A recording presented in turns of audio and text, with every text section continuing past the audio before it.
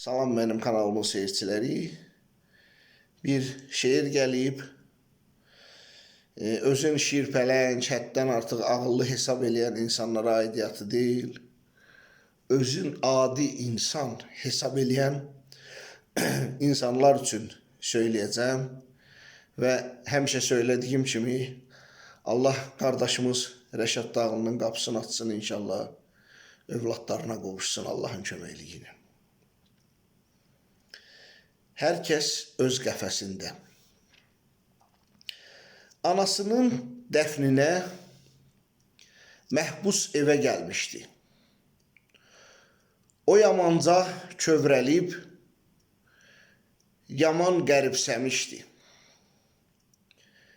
İllərlə zindan ömrü görünmürdü gözünə.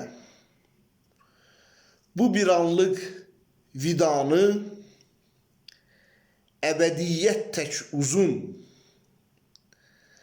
cəhənnəm əzabı tək möhnət bildi özünə. Görən niyə yazılıb ayrılıqlar ömrünə,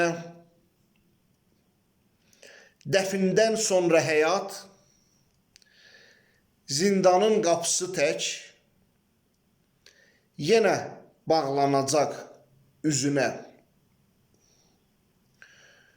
Ömrü geri qaytara, quca ahıl anasın, pıçıldaya aramla, o bir vüqarlı səslə.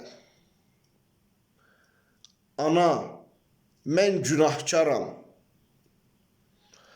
amma belə taleyi mən yazmadım özümə, mən yazmadım özümə.